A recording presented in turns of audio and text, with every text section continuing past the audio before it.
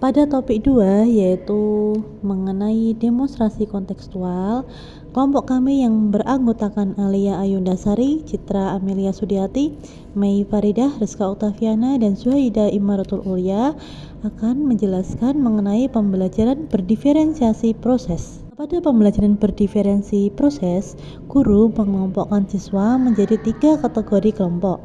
Yang pertama, kelompok mahir, yang kedua, kelompok sedang berkembang, dan yang ketiga yaitu baru berkembang.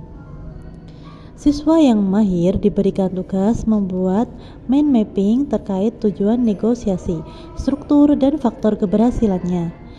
Nanti kita dibagi menjadi pos 1, 2, dan 3, lalu memberikan gambaran ataupun jawaban pertanyaan dari mereka.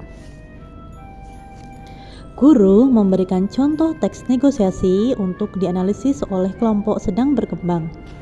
Silakan teks yang telah kalian terima bisa dianalisis. Di dalam teks itu ada apa saja yang kalian temukan di sana. Kalau ada pertanyaan atau hal yang belum kalian pahami, bisa kalian bawa nanti ke pos 1, 2, dan 3.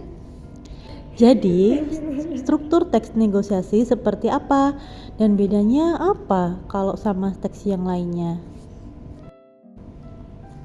Guru memberikan pendampingan kepada kelompok yang baru berkembang. Negosiasi adalah aktivitas dua pihak atau lebih untuk mencapai suatu kesepakatan. Negosiasi bisa disebut sebagai tawar-menawar. Kalian pernah lihat aktivitas jual beli di pasar? Nah, seperti itulah negosiasi. Oh, yang seperti itu ya, Bu. Berarti kalau Ibu saya ke pasar melakukan negosiasi.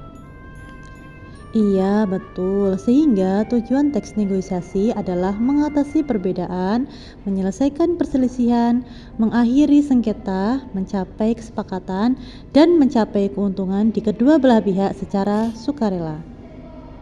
Selanjutnya, kelompok mahir berpencar menjadi 3 pos yang terdiri atas pos 1 menjelaskan tujuan teks negosiasi, pos 2 menjelaskan struktur negosiasi, dan pos 3 menjelaskan faktor keberhasilan negosiasi. Setelah itu, kelompok baru berkembang dan sedang berkembang bisa mengunjungi pos yang sudah disediakan untuk menanyakan hal yang masih belum dipahami. Pos 1 yaitu akan menjelaskan mengenai tujuan negosiasi.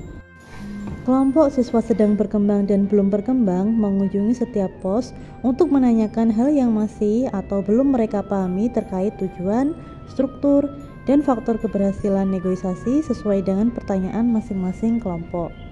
Tujuan dari negosiasi untuk menemukan kesepakatan yang saling menguntungkan. Nah, biasanya seringkan ibu-ibu yang menawar harga sampai di luar nalar. Apakah itu dapat dikatakan menguntungkan untuk semua pihak? Apabila dari pihak penjual menyepakati tawaran yang dilakukan oleh pembeli, maka aktivitas tersebut tetap disebut sebagai negosiasi. Karena penjual itu sudah melepas barang yang dijualnya, besar kemungkinan ia sudah untung. Jika dirasa tidak menguntungkan, penjual akan menolak dan mengakhiri proses negosiasi. Pada pos 2, yaitu anak yang mahir menjelaskan mengenai struktur negosiasi. Teks negosiasi terdiri atas 2 orang atau lebih. Lantas bedanya dengan teks wawancara apa? Karena keduanya melibatkan minimal 2 orang. Hal yang membedakan teks negosiasi dengan teks wawancara terletak pada proses tawar-menawar. Dalam proses itu tercapai persetujuan dari kedua belah pihak. Sementara teks wawancara untuk menggali informasi terkait suatu topik. Jadi, wawancara bisa terjadi tanpa adanya pihak saling menguntungkan. Terus, apa aja faktor yang mempengaruhi keberhasilan dalam negosiasi? Baik teman-teman, ada banyak faktor dalam keberhasilan negosiasi. Di antaranya komunikasi, kepercayaan antar dua belah pihak, tidak saling merugikan, dan adanya kesepakatan.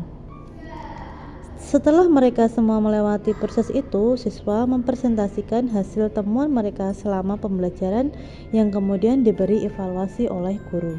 Selesai.